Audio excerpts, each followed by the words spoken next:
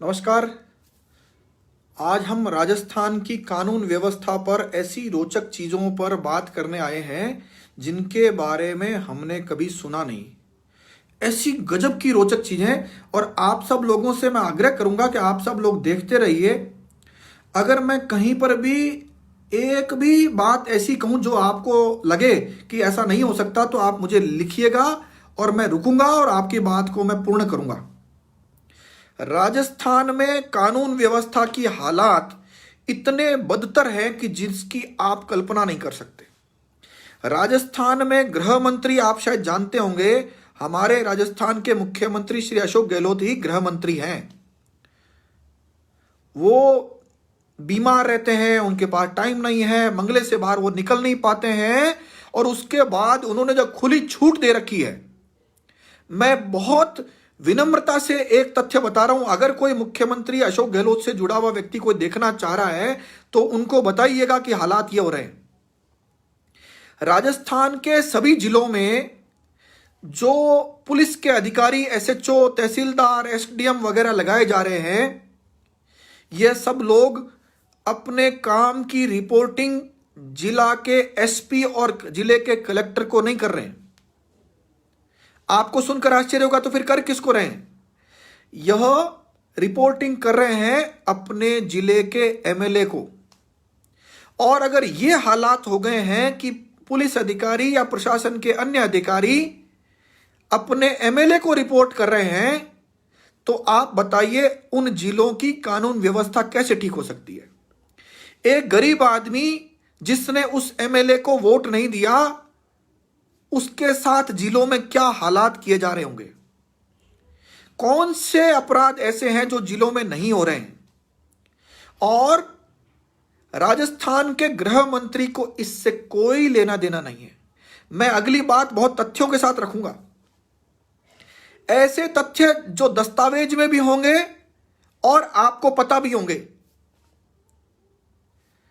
राजस्थान में कुछ लंबे समय से परंपरा बन चुकी है, चाहे सरकार बीजेपी की हो चाहे कांग्रेस की हो, डीजीपी पद पर उसको लाया जाता है जो नेताओं की भयंकर चापलूसी करना जानता है। बहुत गंभीर बात कर रहा हूं, और अगर मैं झूठ बोलूं, गलत बात कहूं, तो आप मुझे रोकिएगा कमेंट करके, मैं रुकूंगा। दुर्भाग्य की बात यह है कि वह पुलिसिंग से ज्यादा अपनी कुर्सी के पायों को पकड़कर बैठने में ज्यादा ध्यान दे रहे हैं। और जब चारों तरफ लूट मची हुई है तो सभी लोग लूट रहे हैं। जब सबको पता लग गया कि मुख्यमंत्री को कोई लेना देना नहीं कानून व्यवस्था से, पुलिस मुख्यालय के अफसर, सीआईडी सीबी के अफसर खुले आम पैसे लेकर लूट रहे हैं लोगों को, तो फिर जिलों के लोग कह रहे हैं, थानों के लोग कह रहे हैं, हम क्यों पीछे रहे भाई? ये जो ऊपर के अफसर जब इतनी बकवास करते हैं और खुद इतने गिरे हुए हरकतें करते हैं, जो मैंने पिछले लाइव में बताई थी आपको, हम क्यों पीछे रहे भाई? पुलिस थानों में सुनवाई नहीं है, यह कह कहकर डीजीपी साहब थक गए। लेकिन डीजीपी साहब ने यह नहीं देखा कि पुलिस हेडक्वार्टर में जो तफ्तीशें चल रही है, अनुसंधान चल रहा है, वहां किसी गरीब की सुनवाई हो रही है क्या? सुनवाई तो छोड़ दीजिए, क्या कोई गरीब आदमी DGP, ADG crime, ADG vigilance और एडीजी सिविल राइट, इनसे मिल भी सकता है क्या? कभी पुलिस हेडक्वार्टर में जाकर देखिए, वहां पर आपकी एंट्री केवल तब होगी जब वहां पुलिस का अफसर जिसके पास आप जाने वाले हो, वहां से कोई फोन कराओ, तब तो आपको घुसने देंगे। मैं अगर गलत बात कहूं तो रोकिएगा, मैं दोबारा बोल रहा हूं इस बात को। पुलिस हेडक्वार्टर में खूब सारी जमीन है, खाली पड़ी है। खूब सारी जमीन खाली पड़ी होने के बावजूद कोई भी आगंतुक, यानी जो पुलिस अफसर से मिलने आ रहा है, न्याय की मांग करने आ रहा है, उसके लिए वाहन खड़े करने की जगह नहीं है। और अगर उसने पुलिस हेडक्वार्टर के बाहर वाहन खड़ा कर दिया तो बाहर एक पुलिस वाला गन लिए हुए और डंडे लिए हुए पीछे दौड़ता है। और पुलिस हेडक्वार्टर से थोड़ा दूर सड़क पर गाड़ी खड़ी कर दी तो वह सिपाही आपका चालान काट देता है। अब बताइए, दूर सुदूर जिलों से बांसवाड़ा, डूंगरपुर या धौलपुर, भरतपुर, झुंझुनू, गंगानगर, जैसलमेर, बाड़मेर, सिरोही जिले से आया हुआ व्यक्ति अपना वाहन खड़ा नहीं कर सकता, जबकि पुलिस हेडक्वार्टर में इतनी सारी जमीन खाली पड़ी है। और रोचक बातें सुनना चाहेंगे आप? तो सुन लीजिए। अभी जो बात आपको मैंने पिछली बार बताई थी, गैंगरेप, अपहरण, डकैती के आरोपियों को मुख्यमंत्री के अलावा उनके ओएसडी, जिसको उप मुख्यमंत्री कह दीजिए, और उप मुख्यमंत्री कहूंगा तो आप पूछेंगे साहब उप मुख्यमंत्री कोई है ही नहीं, पहले सचिन पायलट थे और वो अब तो कोई उप मुख्यमंत्री है ही नहीं। लेकिन आप किसी भी राजनेता से पूछिए कि अगर आज की डेट में किसी को उप मुख्यमंत्री कहना पड़े तो कौन है उस ताकत में, तो मैं लाइव कह रहा हूं उस ताकत में है देवाराम सैनी। कहने को वो एक आरएएस अफसर है, मुख्यमंत्री का मात्र ओएसडी है, लेकिन सच बात यह है कि वह उप मुख्यमंत्री है। और वो ऐसे आईएएस आईपीएस अफसरों को धमकाता है जैसे आप किसी चपरासी को धमकाया जाता है। और वो आईएएस आईपीएस भी इसलिए धमकते हैं क्योंकि उनको पदस्थापन, पद चाहिए, सीट चाहिए, उस लालच में उससे धमकते भी हैं। सर कहते हैं उनको। आप बताइए, एक आरएएस अफसर, एक अदना सा आरएएस अफसर केवल इस आधार पर कि वह मुख्यमंत्री की जाति का है, मुख्यमंत्री के कई सारे राज जानता है, राजस्थान के ताकतवर से ताकतवर आईएएस और आईपीएस अफसर उसके आगे थर्राते हैं। अब तो मान लिया आपने उप मुख्यमंत्री है। अब सुनिए कानून व्यवस्था की स्थिति। वो जिस पीड़ित परिवार के साथ गैंगरेप, अपहरण, डकैती हुई, 4 आईओ ने प्रमाणित माना और इस भूपेंद्र यादव नाम की बीमारी ने उसी चौथे आईओ से उसमें एफआर लगवा ली। हालांकि वो एफआर सब जानते हैं नहीं टिकेगी, लेकिन भूपेंद्र यादव को तो चापलूसी करनी थी, वो चापलूसी कर ली उस आदमी ने। अब भूपेंद्र यादव को लग रहा था कि जिसने गलत किया वह एडिशनल एसपी सुरेंद्र सागर जेल में जाएगा, मैं थोड़ी जेल में जाऊंगा। लेकिन मैं बहुत जिम्मेदारी से कहता हूं, जिसने वो कागज देखे हैं, बहुत सारे आईपीएस अफसरों ने कागज देखे हैं, उनका यह कहना है इसमें कोई तीसरा आदमी बच सकता है, लेकिन इस फाइल में, इस अपराध में भूपेंद्र यादव कभी नहीं बच सकता। उसने जैसा सत्यानाश इस पुलिस का किया है, मैं याद दिला दूं आपको पुरानी बात। सीबीआई जांच के आदेश होने के बाद न्यायमूर्ति विष्णुदत्त बिश्नोई के मामले में विशुद्ध रूप से बदनाम करने की मंशा के साथ उसने 2 मोबाइल जब्त किए। लेकिन उस बुरी आत्मा भूपेंद्र यादव ने विष्णु जी का तीसरा सुसाइड नोट, जो एसपी तेजस्विनी गौतम जो चूरू की थी, उससे जब्त नहीं किया। और जो 2 मोबाइल जब्त किए उनके लिए भी सीबीआई जांच करके क्लीन चिट दे चुकी है कि उनसे विष्णु जी का कोई दूर दूर तक संबंध नहीं था। एक फोन जो जब्त किया गया वह सिम तो 2.5 महीने से डीएक्टिवेट थी। लेकिन इस भूपेंद्र यादव ने अशोक गहलोत के कहने पर आंदोलन को दबाने के आशय से यह सब काम किए। आप मुझे बताइए, जब सीबीआई जांच के आदेश हो गए थे उसके बाद कहां जरूरत थी यह सब गंदगी फैलाने की उसको। और सुनिए, अलवर रेप के मामले में सीबीआई जांच के आदेश होने के बाद घटनास्थल की सफाई कर दी, यानी वहां पर एक भी साक्ष्य नहीं छोड़ा, साक्ष्य को नष्ट कर दिया गया। यहां भी एसपी वही है, तेजस्विनी गौतम। कुछ लोगों ने, आईपीएस अफसरों ने, चमचे टाइप के आईपीएस अफसरों ने, जो पीएचक्यू में चुगली के अलावा कुछ नहीं जानते हैं, उन्होंने एक बात कही कि गोवर्धन सिंह एडवोकेट से यह सारा घटनाक्रम या यह सारा काम कोई आईपीएस अफसर डीजीपी एमएल लाठर को हटवाकर डीजी बनने के लिए करवा रहा है। आप में से जितने लोग मुझे देख रहे हैं, सच बताइए, क्या किसी के कंधे का ऊपर का हिस्सा, इतना मजबूत है कि वह हमारे कंधे पर बंदूक रखकर चला सके? अरे पीएचक्यू में जितने अफसर बैठे हैं उनके पास कोई भी काम नहीं है। 30 के आसपास एडीजी हैं और उनके पास चुगली करने के अलावा, वो भी एक दूसरे की, कोई काम नहीं है, कोई भी काम नहीं है। मुझे तो समझ में नहीं आता उस भीड़ को क्यों इकट्ठी कर रखी है। कोई कानून व्यवस्था बनाने में उनकी भूमिका है? तो इसका जवाब है नहीं, बिल्कुल भी नहीं। वो 30 लोग वहां गाड़ी, ड्राइवर, गनमैन, ये सब ताम झाम लेकर जाते हैं और वहां फिर एक दूसरे की चुगली करते हैं और चुगली करके और शाम को टाइम होने पर वापस घर आ जाते हैं उसी सरकारी बंगला या अपने बंगले में और ठाट बाट के बीच में रहते हैं। अगर मैं गलत कह रहा हूं तो मुझे रोकिएगा, मैं दोबारा तिबारा बोल रहा हूं इस बात को।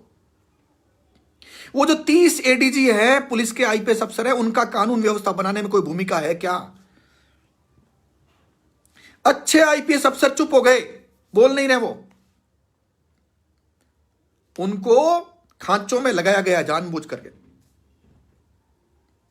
मुझे बताइए कानून व्यवस्था की स्थिति कैसे सुधरेगी? और मैं एक बात आपको बता रहा हूं, आपको डीजीपी पर, मतलब डीजीपी अब जो है श्री एमएल लाठर, अभी पुराने कई डीजी हम भूपेंद्र यादव को देखने के बाद ये सभी अच्छे लगने लगे। और मुझे नहीं, आपके पुलिस में कोई जानकार है उनसे पूछिए, आपका कोई ठीक ठाक सा जागरूक व्यक्ति है उनसे पूछिए। भूपेंद्र यादव को देखने के बाद भूपेंद्र यादव से पहले वाले और भूपेंद्र यादव के बाद वाले सभी डीजी ठीक ठाक लगने लग गए। उस आदमी ने जो विकराल स्वरूप दिखाया और ऐसा जनता का सत्यानाश किया, नेताओं की जो चरण वंदना करी इस राजस्थान का सत्यानाश कराने में। और मेरी बात सुनिए, वैभव गहलोत की अगर जमानत जब्त होती है तो उसमें कानून व्यवस्था का सबसे अहम रोल होगा और उसमें भूपेंद्र यादव का सबसे अहम रोल होगा। देवाराम सैनी को जो उप मुख्यमंत्री बनाया है ना अघोषित रूप से, इसकी भी अहम भूमिका होगी। कुछ अच्छे आईपीएस अफसर ठीक ठाक फील्ड में काम कर रहे थे, उनको भी मुख्यमंत्री कार्यालय में ले जाकर उसका भी सत्यानाश करने में लगे हुए ये लोग। आज क्या राजस्थान में पुलिस थाने में जाकर कोई अपनी एप्लीकेशन दे सकता है? तो सुनिए, गैंगरेप, अपहरण और जो घटना हुई डकैती का सामान बरामद होने के बावजूद एफआईआर दर्ज कराने के लिए ज्योतिनगर थाने में गए। वह एसएचओ कहती है ना तो मैं एफआईआर दर्ज करूंगी सरोज धायल और ना ही रिसीव्ट दूंगी। क्या करेगा गरीब आदमी? एसपी के पास जाएगा। एसपी 2 घंटे इंतजार करने के बाद कहता है 5 मिनट बैठिए और उसके बाद प्राप्ति रसीद को फाड़ कर कहता है भैया थाने में जाइए। अब क्या करेगा गरीब आदमी? अजय पाल लांबा एडिशनल कमिश्नर है, उनके पास जाएगा। वह 1 घंटे इंतजार करने के बाद पीड़ित परिवार से मिलना ही नहीं चाहते। उसके बाद कहां जाएगा? आनंद श्रीवास्तव नाम के जयपुर में जो पुलिस कमिश्नर आईपीएस है उनके पास जाएगा। एक सीनियर आईपीएस अफसर ने क्या बोला पता आपको आनंद श्रीवास्तव के लिए? सीनियर, बहुत वरिष्ठ, कि अगर मेरा कोई ट्रक से एक्सीडेंट कराकर मरवा देवे मुझे तो तय मानिएगा वह मर्डर कराने वाला व्यक्ति आनंद श्रीवास्तव का। यह बोला। कितनी खतरनाक स्थिति पैदा हो गई है, कितनी खतरनाक स्थिति पैदा हो गई है। जयपुर में अगर कोई आपका जानकार है तो पूछ कर देखिए, झूठे मुकदमों का, फर्जी मुकदमों का ऐसा गजब का अंबार लगा दिया इन लोगों ने, पूछिए मत बात। आनंद श्रीवास्तव से जब ये रेप पीड़ित परिवार मिलता है तो आनंद श्रीवास्तव मुंह से नहीं बोलते, केवल इशारा करते हैं, इशारा करते हैं, जाइए, मतलब मेरे पास कुछ भी नहीं है, जाइए। कहां जाएगा वो व्यक्ति? वो जाएगा एडीजी क्राइम के पास, आरपी मेहरा के पास। आरपी मेहरा के पास जब रेप पीड़ित परिवार गया तो पीए कहता है साहब को दिखाऊंगा पहले एप्लीकेशन। पीड़ित परिवार कहता है साहब को दिखा देना, मुझे रिसीट तो दिला दो या मिला दो। बोले मिलाऊंगा नहीं, मिलेंगे नहीं वो आपसे। 15 मिनट आरपी मेहरा एप्लीकेशन पढ़ने के बाद कहते हैं कि कमिश्नरेट में जाओ, यानी आनंद श्रीवास्तव के पास जाओ, मेरे यहां कुछ नहीं। बोले रिसीव्ड भी नहीं देंगे। फिर कहां जाएगा? ADG vigilance Biju George Joseph यह कहता है, जिसके बारे में यह कहा जाता है कि पुलिस वालों के खिलाफ सख्त कार्रवाई करते हैं। अगर मैं गलत कहूं तो रोकिएगा मुझे, बीजू जॉर्ज जोसेफ ने एक ताकतवर पुलिस अफसर के खिलाफ कार्रवाई की हो तो बता देना। जब ताकतवर पुलिस अफसर सामने होता है तो उसकी कलम मुड़ जाती है। वह भी नहीं मिलना चाहता रेप पीड़ित परिवार से। अब कहां बचा ऑप्शन? ML लाठर। जब वो पीड़ित परिवार 20 तारीख को गया, वहां उपस्थित पुलिसकर्मियों ने नहीं मिलने दिया। आपको रिसीव्ड देंगे नहीं, एप्लीकेशन लेंगे नहीं, FIR दर्ज करेंगे नहीं, और जवाब भी नहीं देंगे और मिलेंगे भी नहीं। बताइएगा मुझे, मैं आपको लाइव कह रहा हूं और इसको सुरक्षित रखूंगा। अब बताइए राजस्थान की कानून व्यवस्था क्या है? आदरणीय मुख्यमंत्री ने सर्कुलर निकाल रखा है, हर एक पुलिस स्टेशन और सरकारी दफ्तर पर बोर्ड लगाना है कि प्राप्ति रसीद लेना आपका अधिकार है।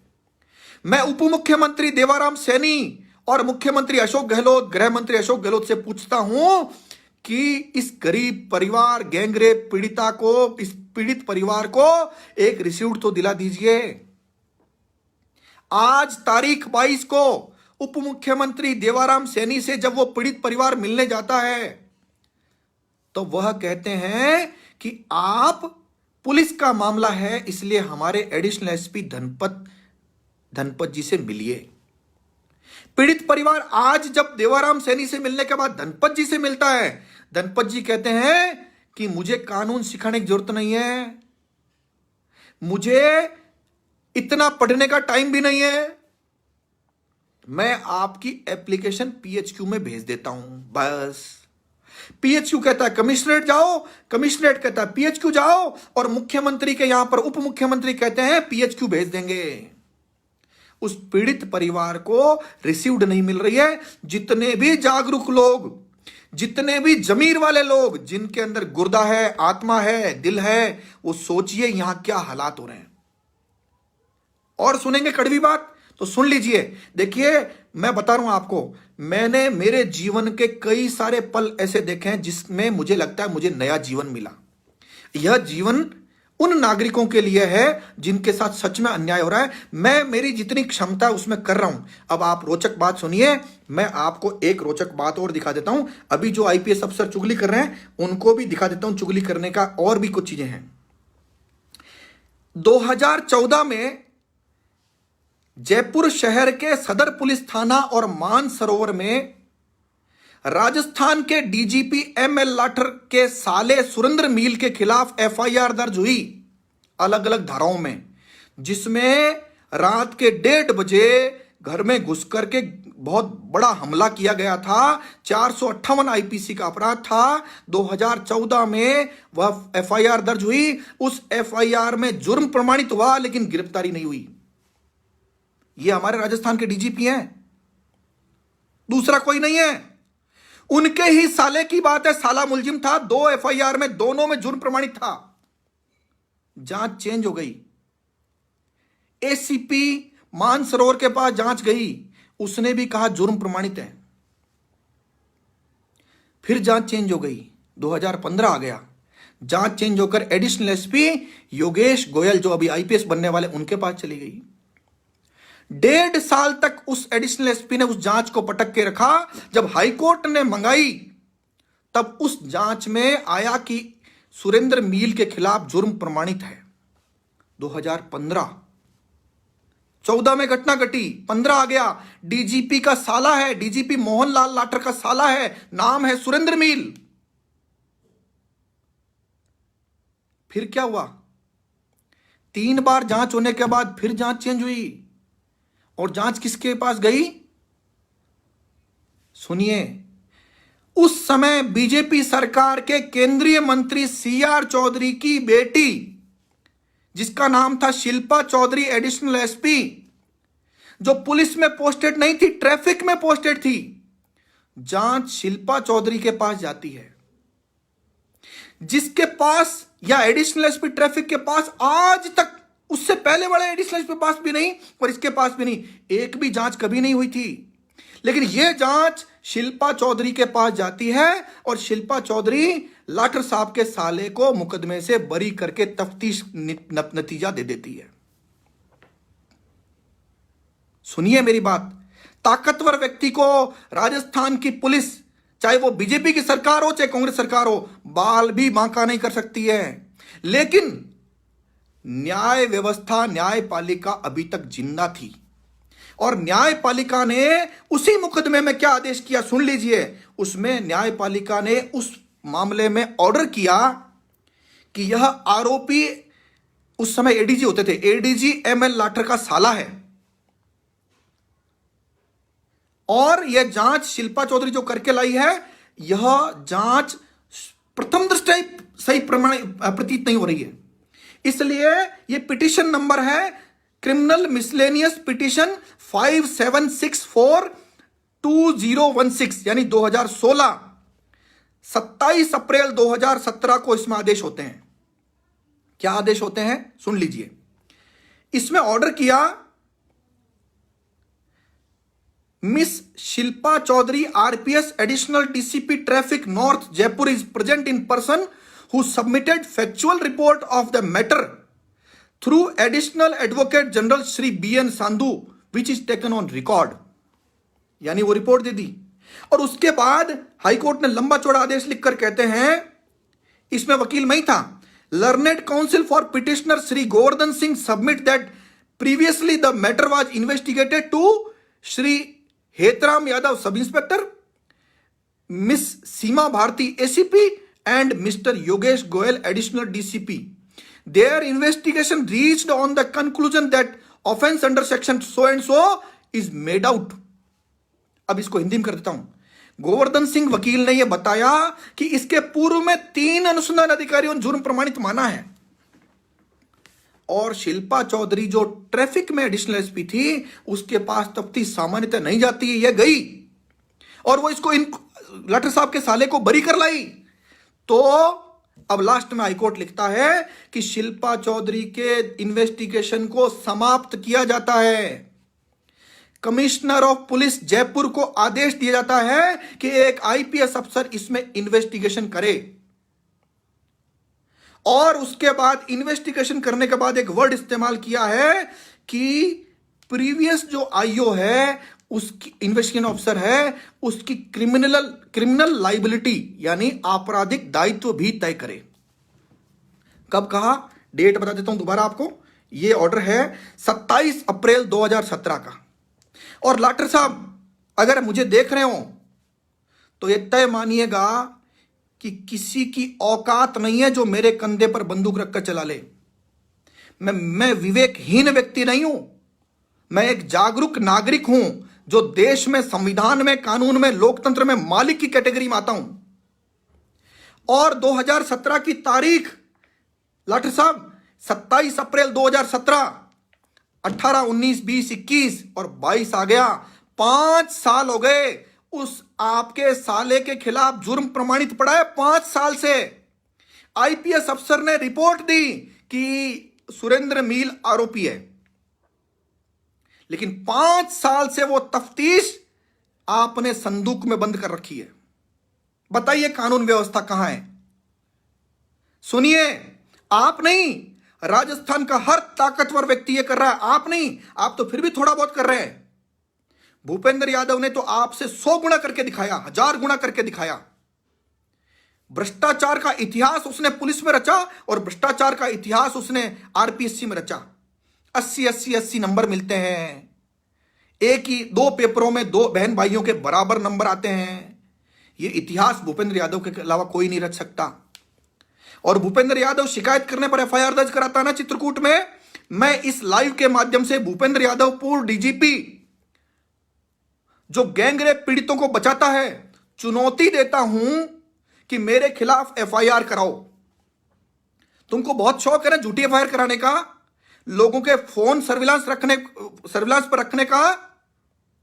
ये तो दम नहीं है बीजेपी के लोगों में और एमएलए जो आपके कांग्रेस जिनका फोन आपने सर्विलांस पे रखा। आपने मेरा भी रखा होगा, कभी मैंने कहा क्या क्यों रखा तुमने? रखो ना भाई, और रखो।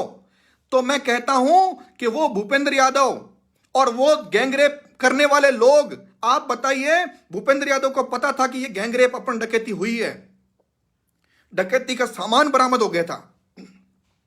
21 मुलजिम सीआईडी क्राइम ब्रांच ने ढूंढ लिए थे। इस भूपेंद्र यादव ने उनको बचाया।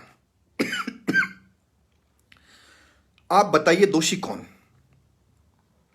राजस्थान का मुख्यमंत्री नंबर 1 जिसने धमकाया, नंबर 2 उप मुख्यमंत्री देवाराम सैनी, नंबर 3 भूपेंद्र यादव, और नंबर 4 उस अनुसंधान अधिकारी एडिशनल एसपी ने जिसने अपना बलिदान देकर के उस पीड़ित परिवार के साथ अन्याय किया और उन गैंगरेप करने वाले लोगों को बचाया। कौन दोषी है ज्यादा? मेरा व्यक्तिगत मानना यह है कि भूपेंद्र यादव और ये सारे लोग, नेता और खादी और खाकी का अवैध गठजोड़, यह सबसे बड़ा दोषी है इस काम के लिए। मैं कई बार बोल चुका हूं, फिर बोलता हूं, अगर मैं गलत बात बोलूं, कोई तथ्यहीन बात बोलूं, आप मुझे रोकिएगा। मुख्यमंत्री अशोक गहलोत ने मुझे अनगिनत झूठे मुकदमों में फंसाने का असफल प्रयास किया। यह रिपोर्ट अशोक गहलोत की सरकार ने लिख के दी है, मुझे ही, दूसरे की जरूरत नहीं है। और उसके बाद पिछले कार्यकाल के बाद जब फिर से अशोक गहलोत साहब आए, फिर इन्होंने झूठे मुकदमे शुरू कर दिए। हालांकि वो हाईकोर्ट में नहीं चले, लेकिन किए तो सही ना, प्रयास किए ना। मुझे बताइए अशोक गहलोत साहब, अगर इन झूठों मुकदमों, हिस्ट्रीशीट फाइल खोलने से, मेरे खिलाफ इनाम घोषित करने से या मेरा झूठा एनकाउंटर करा देने से आपको लगता है गोवर्धन सिंह खत्म हो जाएगा? आज राजस्थान में लाखों गोवर्धन सिंह है। एक को खत्म करिए आप, 2 को करिए, 3 को करिए, 100 को करिए, 1000 को करिए, आपसे गोवर्धन सिंह खत्म नहीं होगा। गोवर्धन सिंह अब एक आदमी नहीं है। गोवर्धन सिंह का मतलब यह है लोग जागरूक हो गए हैं और उनको जागरूक करने में मैंने मेरी क्षमता, अपनी हर एक ताकत झोंकी है कि लोग जागरूक बने। और जिन पुलिस वालों के औलाद मुझे अभी देख रही हो, जो पुलिस वाले मुझे देख रहे हो, आप कहीं भी गिरना, लेकिन अपनी औलाद की नजरों मत गिरना। उस औलाद को स्कूल में, बाजार में साथ काम करने वाले ये नहीं कह तेरा बाप तो ऐसा काम करता था। कहां तक गिरेंगे गिरने वाले लोग? हालात देखिए। आप अशोक गहलोत की चापलूसी करते करते किस हद तक नीचे उतर गए। तस्करी आप कराते हो, ऑयल चोरी आप कराते हो, जुआ सट्टा आप चलवाते हो, वेश्यावृत्ति आप कराते हो, शराब के ठेकों की ब्रांच खुलवा खुलवा कर आप कराते हो। अरे कैसे मुंह दिखाते हो अपनी औलाद को? कैसे मुंह दिखाते हो आप लोग अपने औलाद को? अशोक गहलोत तो साल भर का ही है। साल भर के बाद अशोक गहलोत को पूछने वाला धरती पर नहीं मिलेगा। और अशोक गहलोत की चापलूसी करने वाले जितने लोग बैठे ना, सच बता रहा हूं, इनकी बहुत दुर्गति होने वाली है, क्योंकि इन्होंने अनगिनत लोगों के साथ अन्याय किया। अनगिनत, इन्होंने अनगिनत लोगों को दुश्मन बना लिया, इन्होंने अनगिनत लोगों के साथ अन्याय किया। आपको लगता है वो छोड़ेंगे? उनको नहीं छोड़ेंगे भैया। तो अभी भी मैं कहता हूं वक्त है, जिन लोगों ने मजबूरी में, दबाव में, डर करके अशोक गहलोत की गुलामी की है, गलत काम किया है, अब भी सुधर जाओ भाई। साल भर का अशोक गहलोत है, उसके बाद जीवन में कहीं जाने लायक नहीं बचेगा। ऐसे हालात हो गए। पिछली बार 21 एमएलए पे लाकर छोड़ा था ना, इस बार ये टेम्पो टैक्सी में बैठने लायक एमएलए बच छोड़ेगा। और नहीं विश्वास हो ना तो कांग्रेस के कार्यकर्ताओं से पूछ लो क्या हालात हो रहे हैं। कांग्रेस के सारे एमएलए मंत्री अरबपति हो गए, लेकिन कांग्रेस के कार्यकर्ताओं की कहीं कोई भी नहीं पूछ रहा है। पैसे लाओ, ट्रांसफर कराओ। और यहां कांग्रेस की बात कर रहा हूं तो हो सकता है बीजेपी वाले खुश हो रहा हूं। भाई बीजेपी के भी यही हालात थे, इन्होंने भी यही धंधा किया था। कम ज्यादा हो सकता है, धंधा यही चल रहा था वहां भी। और रही बात, बीजेपी मर थोड़ी गई, बीजेपी आज भी तो राजस्थान में है। आप बताइए उनकी क्या भूमिका है,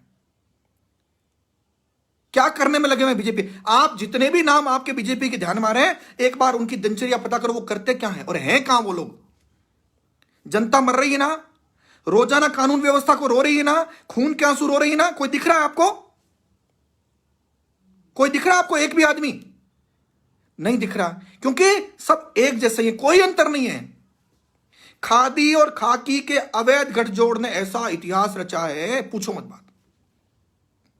और रही बात भ्रष्टाचार की, तो भ्रष्टाचार में तो कीर्तिमान कायम कर दिए हैं। खनन, अरे भाई कमाल कर दिया। और उससे बड़ा मंत्री जिसने अवैध पैसों का ऐसा गजब पहाड़ खड़ा कर दिया है, उनका नाम है शांति धारीवाल। मैं 1-2 दिन में जयपुर शहर की एक ऐसी बिल्डिंग दिखाऊंगा, ऐसी बिल्डिंग कि जयपुर शहर में सरकार की कम से कम 500 करोड़ कीमत की जमीन शांति धारीवाल ने अपने ही एक रिश्तेदार को फ्री ऑफ कॉस्ट 99 साल की लीज पर दे दी। दोबारा सुनिए, जयपुर के सी स्कीम एरिया में लगभग 25,000 वर्ग मीटर जमीन, वो जमीन शांति धारीवाल ने अपने एक रिश्तेदार को फ्री ऑफ कॉस्ट यानी 0 रुपए में 99 साल की लीज पर दे दी। बताओ 500 करोड़ रुपए उस रिश्तेदार को कमाने में कितना समय लगता? वर्ष बीत जाते ना। इन्होंने ऐसा इतिहास रच दिया। ये तो मैं एक उदाहरण बता रहा हूं। अगर आप किसी और जानकार से पूछोगे, सरकार में बैठे व्यक्ति से पूछोगे, तो वो बताएगा कि शांति धारीवाल ने इतिहास रच दिया। और अशोक गहलोत के प्रिय होने का एक ही कारण है कि फंड व्यवस्था करता है। यह इतनी जबरदस्त योग्यता वैभव गहलोत में तो है नहीं, और पूर्व मुख्यमंत्री के बेटे दुष्यंत में भी नहीं थी। तो यह योग्यता शांति धारीवाल में ही है, इसलिए मजबूरी है उनको झेलना। आपको लग रहा है मैं कड़वा बोल रहा हूं, लेकिन मुझे यह पता है कि मैंने जो जीवन जीना था ना, जी लिया। अब जो मेरा बचा हुआ जीवन है ना, वो नागरिकों के लिए है, इस देश के लिए है, लोगों को जागरूक करने के लिए है। और अब मैं मरा भी ना तो अनेकों लाखों गोवर्धन सिंह निर्माण कर चुका हूं, और गोवर्धन सिंह खड़े कर, हर एक दिन में हजारों गोवर्धन सिंह खड़े करूंगा, हर एक दिन में, रोजाना। तो जितना मेरा जीवन बचा है उस काम में लगाऊंगा, ऐसा मेरा मानना है। रही बात मेरे पर आरोप, और अब जितने सरकार लगा सकती थी लगा लिए, जितने विरोधी लगा सकते थे लगा लिए, चुनाव की बात करके देख ली, वो भी मैं, अब तो सबको लग गया भाई चुनाव भी नहीं लड़ेगा। इसका मतलब कुछ लोग कहते हैं पागल है, कुछ लोग कहते हैं बहुत ज्यादा होशियार है। तो भाई आप तय कर लो, लेकिन मैं मेरे काम में लगातार लग रहा हूं। मुझे इससे फर्क नहीं पड़ता कौन मेरे बारे में क्या कह रहा है, लेकिन मुझे इस बात से फर्क पड़ता है कि मैं ठीक काम कर रहा हूं कि नहीं कर रहा हूं। अंतरात्मा से पूछता हूं कि कहीं मेरे शब्दों से कहीं अहंकार तो नहीं झलक रहा है। गुस्सा तो हो सकता है, लेकिन मुझे मेरे शब्दों में अहंकार नहीं झलकने देना है। मैं कोशिश करता रहता हूं। अब आपके जो कमेंट है उनका जवाब दूंगा, ताकि अगर मैंने कोई इस पूरी बातचीत में गलत बात बोल दी हो तो आज जैसा मैंने बार बार कहा कि अगर मैंने गलत बात बोल दी है तो मुझे रोकिएगा। अगर आप लोग जितने सवाल इसमें आएंगे अभी मैं एक एक करके जवाब दूंगा। मैंने जो बात बोली है यह बात तथ्यों के साथ बोली है। आप मुझे बताइए कि अगर कोई पीड़ित परिवार थाने में SP, additional commissioner, ADG crime, ADG civil right, vigilance और डीजी से रिसीव्ड नहीं ले सकता कागज की, तो हालात क्या हैं? क्या मैनेज कर रहे हैं पता आपको? ये मैनेजमेंट कर रहे हैं कि अब कोर्ट को मैनेज कर लेते हैं, अन्यथा पार नहीं पड़ेगी। और कोर्ट में बेचारा एक छोटा सा मजिस्ट्रेट बैठता है, उसको ट्रेनिंग में इतना डराया जाता है कि ये नहीं करना, वो नहीं करना, और वो बेचारे के सामने जब इतना बड़ा मामला जाएगा तो वो एकदम से दबाव में आ जाएगा। न्यायपालिका के भी हालात अच्छे नहीं है, ये बात कहते हुए मुझे कोई शर्म नहीं है, हम रोजाना देखते हैं। लेकिन मेरा इतना मानना है, फिर भी न्यायपालिका है जिसने, मैंने अभी जो ऑर्डर बोल के बताया, इतनी ताकत होने के बावजूद मोहनलाल लाटर श्री डीजीपी साहब को रिलीफ नहीं मिल पाई। उनके साला आज भी मुलजिम है। इन दोनों एफआईआर जो मैंने बताई, एक तो सदर पुलिस थाना में 400 नंबर एफआईआर 2014 और 652 नंबर एफआईआर मानसरोवर, दोनों एफआईआर में जुर्म प्रमाणित है। और रोचक बात है, इन दोनों एफआईआर में मोहनलाल लाठर भी आरोपी के रूप में नामजद है। बताइए कौन से कानून की बात कर रहे हैं आप? एडीजी क्राइम मेहरड़ा साहब ने एक ऐसा सर्कुलर जारी किया कि सुप्रीम कोर्ट को और सीआरपीसी को नहीं मानना है। गजब, अरे गजब काम चल रहा है इनका।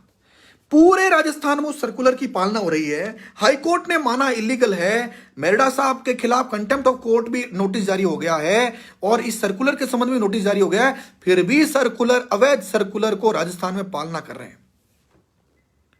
और पीड़ित से मिलते नहीं है, पीड़ित को रिसीव्ड दिलाते नहीं है, और पीड़ित के एफआईआर दर्ज करते नहीं है। क्या बताऊं हालात। मैंने बीजू जोसेफ का बता दिया आपको। किसी सिंगल एक ताकतवर पुलिस वाले के खिलाफ एक भी एक्शन किया हो तो बता दीजिए। एक हीरालाल सैनी के खिलाफ, वो भी मजबूरी हो गई, जो एक झटके में देवाराम सैनी से बात करता था। बोले मैं डीजी का समझता हूं लाठर को, देवाराम सैनी से एक झटके में फोन लगा के बात करता था। देवाराम सैनी उप मुख्यमंत्री का रिश्तेदार भी है, वो दूर में उनकी जाति का भी व्यक्ति है। उसको बर्खास्त मजबूरी में करना पड़ा। को राजी खुशी किया क्या इन्होंने? जब इतनी बदनामी हुई तो जाकर किया। अब अगर किसी को न्याय चाहिए, बाड़मेर के अमराराम गोदारा के पैरों में कील ठोक दी गई थी, उसको न्याय चाहिए तो सरकार को इतनी बदनामी का भय चाहिए जितने हीरालाल सैनी ने दी थी बदनामी। दे सकते हैं क्या? और नेता डरता है वोटों के जाने से। अशोक गहलोत साहब को इस बार वो भी डर निकल गया है। कांग्रेस को रसातल से भी नीचे डालने का उनका मन है। उनका झगड़ा बीजेपी से नहीं है, उनका झगड़ा तो कांग्रेस वालों से ही है। सचिन पायलट को ठंडा कर दिया। जो 2-4-5 मंत्री थे उनको लॉलीपॉप दे दिया। उनको जो रोजगार नहीं मिल रहा था उनको रोजगार भी दे दिया। और अब वह भी सारे लोग मिलकर के उसी एक नेक काम में लग गए जो अशोक गहलोत साहब ने मार्ग सुझाया है उनको। बात बड़ी कर रहा हूं। कल हो सकता है मैं बात करने लायक नहीं बचूं, लेकिन यह वीडियो मैं सुरक्षित रखूंगा ताकि मेरे साथ जब भी कोई घटना घटे तब आप इस वीडियो को देखिएगा। और ऐसे कई सारे गोवर्धन सिंह ऐसे वीडियो में सच्चाई बताएंगे, ऐसा मेरा मानना है। कालूराम जी मीणा साहब, आप सबको सलाम, सबको नमस्कार, सबको राम राम। ये सारी ताकत कई बार मेरे से पूछते हैं आप कैसे जुटाते हो, तो मैं ये सारी ताकत आप लोगों की वजह से है, आप लोगों के प्यार स्नेह और आशीर्वाद की वजह से है। और मैं अपनी सत्य बात जीवन के अंतिम क्षण तक बोलता रहूंगा। मैं कोई नेता नहीं हूं, मुझे किसी के वोट भी मांगने के लिए जाने की जरूरत नहीं है, लेकिन मैं आज भी लोगों के बीच में मुझे इतना आशीर्वाद मिलता है जितना बड़े से बड़े नेता को नहीं मिलता है, मुझे मिलता है। और मैं इस आशीर्वाद को बनाए रखूंगा जब तक मेरे में अंतिम सांस है, तब तक। तो कानून व्यवस्था की स्थिति इससे भी बदतर है। मैं इसका केवल 1% हिस्सा भी नहीं बता पाया हूं आपको। और हालात और बिगड़ने वाले हैं क्योंकि अब लूट मच रही है चारों तरफ। कांग्रेस के लोग आपस में लड़ रहे हैं, मंत्री आपस में लड़ रहे हैं, बंटवारे को लेकर लड़ रहे हैं। हालात और बिगड़ने वाले हैं और हालात बिगड़ने में सभी की भूमिका है, कांग्रेस की नहीं, बीजेपी की बराबर भूमिका है। और 1-2 लोग जो अन्य पार्टियों के आए थे ना, वह भी आज की डेट में मुखरता से अपनी बात नहीं कह पा रहे हैं। जब यह गैंगरेप पीड़िता का बड़ा मामला खुला तो केंद्र सरकार के गृह मंत्रालय से एक अफसर का मेरे पास फोन आता है कि हमको वो डिटेल चाहिए, पीड़िता का मामला चाहिए, फाइल चाहिए, दस्तावेज चाहिए। मैंने उपलब्ध कराया। 1-2 केंद्रीय मंत्री उनके यहां से भी फोन आया, हमने वह भी उपलब्ध कराया। राजस्थान के 12 एमएलए अलग अलग हैं जिनका फोन आया और उनको दस्तावेज उपलब्ध कराया गया। कांग्रेस से जुड़े हुए कई 1-2 एमएलए और कुछ लोग थे, उन्होंने भी ये जानकारी करनी चाहिए कि हमारे मुख्यमंत्री जी क्या क्या खेल कर रहे हैं। हमने तो जब मुख्यमंत्री छोटा सा काम कहा तो नहीं किया, लेकिन इनके लिए तो इस तरह का ब्लंडर भी कर रहे हैं। ये सारी बात मैंने आपके सामने कोशिश की है सच्चाई के साथ रखूं। हो सकता है थोड़ी कड़वी हो, और अगर किसी कोई आहत हुआ है, मेरा कोई शुभ चिंतक आहत हुआ है, कोई नागरिक यानी मालिक कोई आहत हुआ है, तो मैं सच में हाथ जोड़कर पूर्ण विनम्रता से उससे क्षमा मांगता हूं। लेकिन मैं ये कहता हूं, मुझसे नाराज आप जब चाहो तब हो लेना, लेकिन आप आने वाली पीढ़ी के लिए जो बाधा बैरिकेडिंग खड़ी कर रहे हैं, इन नेताओं की जय जयकार करके, अपनी जाति के लोगों की जय जयकार करके, उसका जितना दंड हम सबको भुगतना पड़ेगा, उसकी कल्पना मात्र से आप सिहर जाएंगे। बस इतनी सी बात मैं आपसे कहने आया हूं। धन्यवाद। जय हिंद, जय भारत।